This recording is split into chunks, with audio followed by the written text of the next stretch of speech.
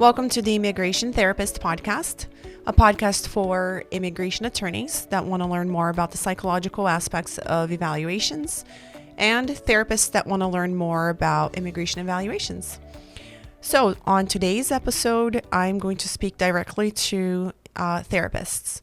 The subject today is pitching attorneys. So what does that mean, pitching attorneys? Well, it has to do with networking, showing your work, making connections, so that you can become known in the community. I believe I've mentioned this on a different episode, but our clients, really our clients are the attorneys. Yes, the client that walks in once they sign our consent for treatment and release of information and our practice policies. Yes, there are clients, but which we serve and we conduct the evaluation for. But that's not really the where our referral basis comes from. It's from the attorneys. That's really who you, from a business perspective, that's really who your client is. So, the reason why I want to talk about pitching attorneys is because as you start growing in this work of immigration evaluations, as you develop a passion for it, as you like it, again, it's very time consuming. So I feel like you need to like it in order to work with this. You want to grow your business. You want to become more well-known. And I think that pitching attorneys is very important. So I have a couple of suggestions. I have a couple of tips that I want to share. The first thing is a version of cold calling. But I don't recommend calling. What I recommend is cold emailing. You can email attorneys and present your work and introduce yourself. I feel like emails aren't as threatening because someone can just, kind of skim through your email and decide if they want to reply back or if they want to engage with you. Maybe they might delete your email. Who cares? But at least, you emailed. You made yourself known. Another recommendation I have is on Instagram. Following attorneys, messaging them. Again, you don't want to bombard them and become an inconvenience to them. But again, the matter here is the idea is to introduce yourself, introduce your work, and become well known. Those are ideas. Another idea is physically networking in person. You can attend networking events, especially cultural events in your community. Maybe you're a part of a church, a club, or something. For example, I'm a part of the YMCA, the local YMCA, and they usually do, they have, what is it called? The Latin event once a year, I think. Those are great opportunities. Those are wonderful opportunities for you to become known. There's usually attorneys that go to that and they have a display. So, again, networking in person, you can become involved in the Better Business Bureau, attend local business networking events. But again, pitching attorneys. So let me go straight to that. How do you pitch an attorney, an immigration attorney? Well, I think that beating around the bush is not ideal. I mean, at least that's my style. I don't like when someone beats around the bush with me. I like people when they're direct and, they're very upfront. I know why they're talking to me. I know what their, what the point is. I know what to expect. So when the times that I've pitched attorneys, I gently was very direct, assertive, I should say, about my work. A good idea is to always carry your business cards on you. Sure, I know that nobody uses business cards anymore, but in scenarios like this, when you're pitching attorneys, I think it's a good idea.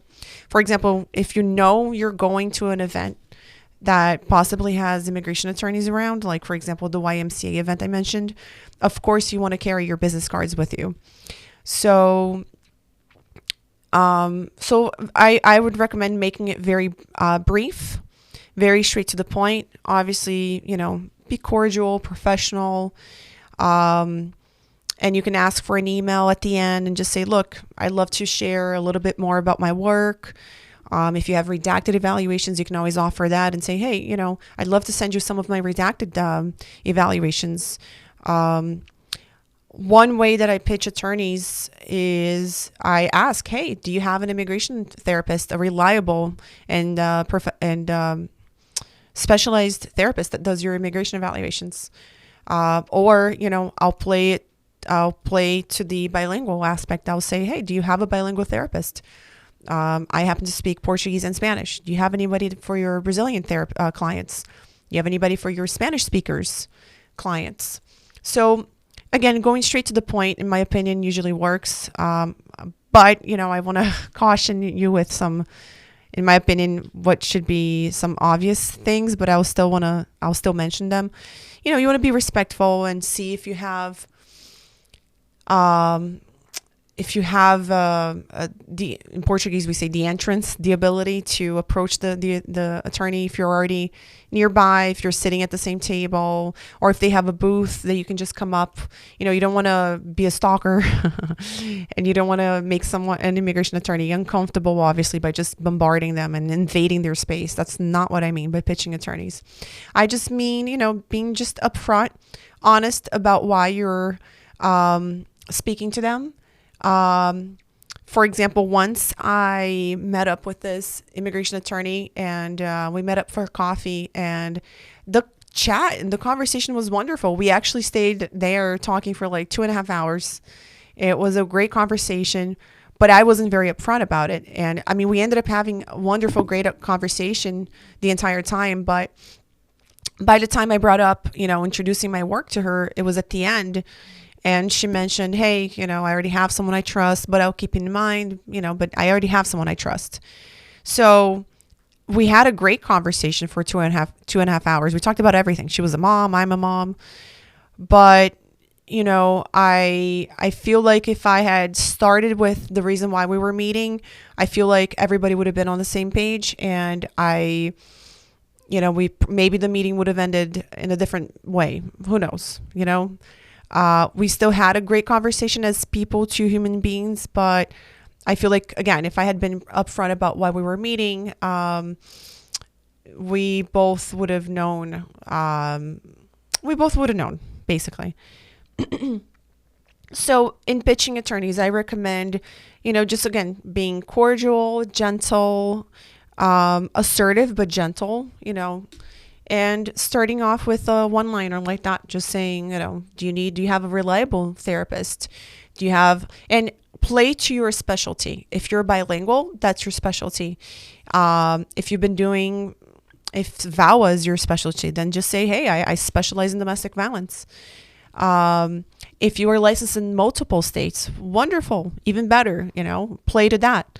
So I feel like as therapists, we weren't taught how to do marketing and how to market ourselves. It goes against the nature of being a therapist, which is being of service. So the idea of putting ourselves in the forefront and the center of attention doesn't feel comfortable for most of us. Definitely not me when I started all of this.